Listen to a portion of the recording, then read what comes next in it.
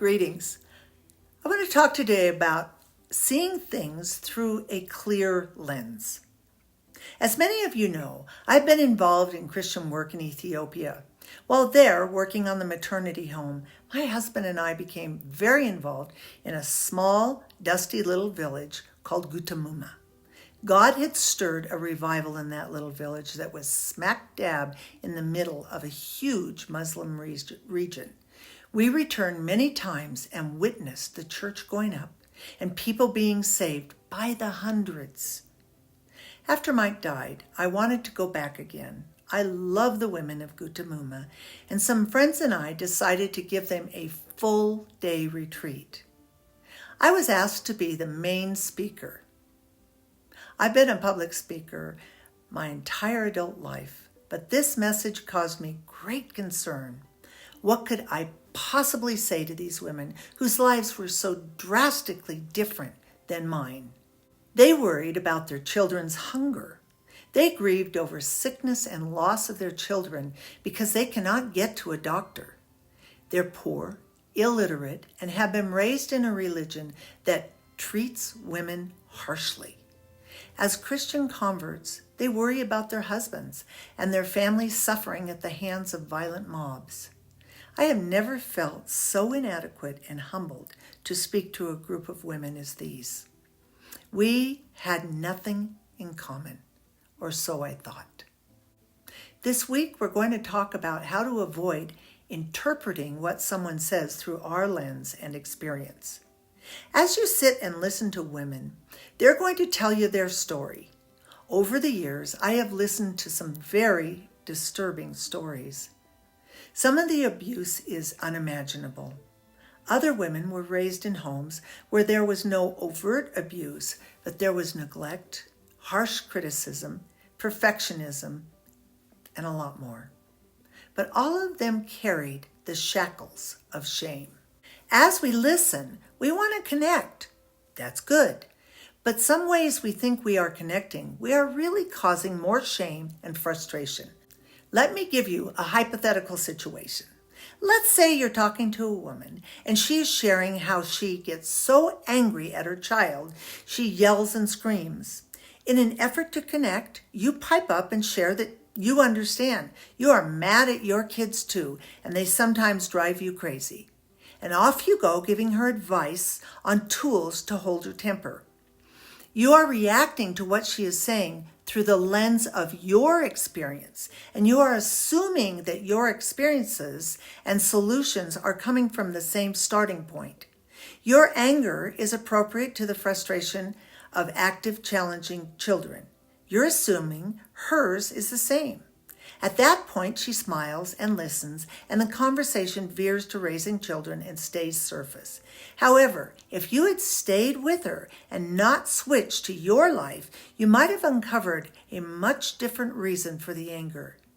You were raised in a functional family, and while there was yelling, there was a great deal of love and affirmation. She was raised in a dysfunctional family where her father screamed obscenities and often physically assaulted her in his anger. Her mother stayed silent. She crammed the anger down and lived in fear. She learned to be a people pleaser.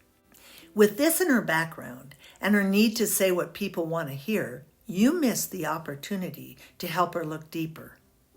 I'm not saying there isn't an appropriate time to share your similar experiences. I have known the trauma of molestation in my family. It's fine to let her know I've been there and know that it is a painful experience. That is very different than saying, I know how you feel. When I went through this, I just about died, blah, blah, blah, blah. Do you hear the difference? With the first response, you are saying, I won't judge you because I went through it also and I know it's painful. You're providing a safe space to tell her story about that pain. With the second one, you are either forcing her to agree with you if she's a people pleaser, or to disagree with you and try to explain how she felt and why it was different than your experience. This puts her on the defensive. Another mistake is assuming her words mean the same as yours. English can be limiting in its expression. For instance, The Greeks have 5 words for love. Eros is erotic love. Filial is brotherly love, etc. I remember going through the getting acquainted form with a woman who had come for counseling. I asked the question, did drugs or alcohol impact your childhood? She said, no, my parents drank some, but it didn't affect me. I could have ended it there, but I asked her, how much was some? And she responded, oh, a 12-pack a night each. A good mentor learns when to ask questions and when to make comments. To some women, this is intuitive. Others need to actively practice it. It all hinges on listening and hearing what someone is saying. It takes the ability to suspend your starting point of your experiences and try to see her issues through her experiences. With Our Lady, who struggled with anger toward children, a good question would have been, is there anything specific that triggers this? And what does that look like when you're angry? Back to my story. As I prayed, God, what do I have to say? He gave me the words. Yes, our backgrounds with these Ethiopian, very poor rural women were very different. I could never give them advice based on my life or experiences, but we both love the same Jesus, and that's where I started. I shared how radical Jesus was in his culture to talk to, teach, and care for women. Funny how much better they could relate to those stories than I.